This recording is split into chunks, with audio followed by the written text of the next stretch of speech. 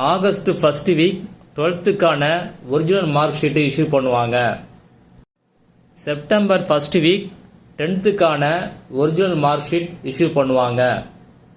11th பொறுத்த வரைக்கும் 12th என்னைக்கு மார்க் ஷீட் இஷ்யூ பண்ணுறாங்களோ அன்னைக்கும் 11th இஷ்யூ பண்ணுவாங்க. இந்த மார்க் ஷீட்டை எங்கே போய் வாங்கணும் அப்படின்னா, இந்த வருஷம் ஸ்கூலில் படித்தவங்க நீங்கள் எந்த ஸ்கூலில் படிச்சீங்களோ அந்த ஸ்கூலில் போய் வாங்குங்க. சில பேர் வேற ஸ்கூலில் போய் எக்ஸாம் எழுதிருப்பீங்க, ஆனால் அங்கே இஷ்யூ பண்ண மாட்டாங்க. நீங்கள் படித்த ஸ்கூலில், அதாவது 10th 12th எந்த ஸ்கூலில் படிச்சீங்களோ அங்கே போய் உங்கள் ஒரிஜினல் மார்க் ஷீட்டை வாங்கிக்கிங்க. அரியர் பிரைவேட் கேண்டிடேட், நீங்கள் எந்த ஸ்கூலில் எக்ஸாம் எழுதுனீங்களோ அந்த ஸ்கூலில் போய் ஒரிஜினல் மார்க் ஷீட்டை வாங்கிக்கங்க. இந்த மார்க் ஷீட்டு எந்த மாதிரி இருக்கும் அப்படின்னு பார்க்கலாம்.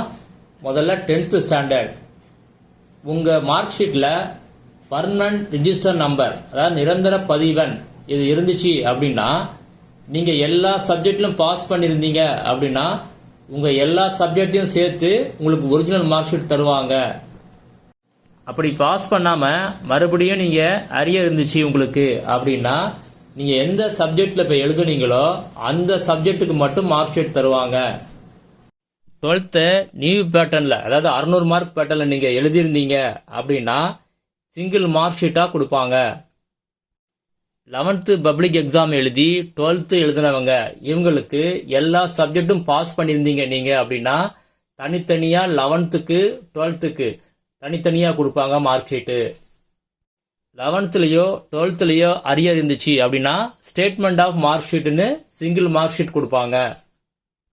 12th ஓல்டு பேட்டர்னில் எழுதினவங்க உங்களுக்கு பர்மனன்ட் ரிஜிஸ்டர் நம்பர் இருந்துச்சு அப்படின்னா உங்களுக்கு எந்த மாதிரி மார்க் ஷீட் தருவாங்க அப்படின்னா, எல்லா சப்ஜெக்டும் நீங்கள் பாஸ் பண்ணிட்டீங்க அப்படின்னா சிங்கிள் மார்க் ஷீட்டாக கொடுப்பாங்க.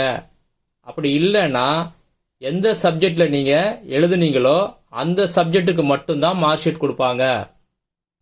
இதே 12th ஓல்டு பேட்டர்னில் பர்மனன்ட் ரிஜிஸ்டர் நம்பர் இல்லாமல், அதாவது மார்ச் 2016க்கு முன்னாடி நீங்கள் எழுதியிருந்தீங்க அப்படின்னா நீங்கள் ஃபெயில் ஆனாலும் சரி பாஸ் ஆனாலும் சரி என்ன சப்ஜெக்ட் எழுதுங்களோ அதுக்கான மார்க் ஷீட் தான் கொடுப்பாங்க.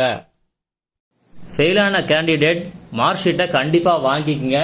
ஏன்னா அடுத்த வாட்டி அப்ளை பண்ணுறதுக்கு தேவைப்படும். மேக்ஸிமம் 1 month தான் வச்சுருப்பாங்க ஸ்கூலில். அதுக்கு பிறகு டிஓ ஆஃபீஸ் மார்க் ஷீட்டை அனுப்பிடுவாங்க. அதுக்கு பிறகு வாங்குறது கஷ்டம். அதனால் நீங்கள் ஸ்கூல்லேயே வாங்கிடுங்க.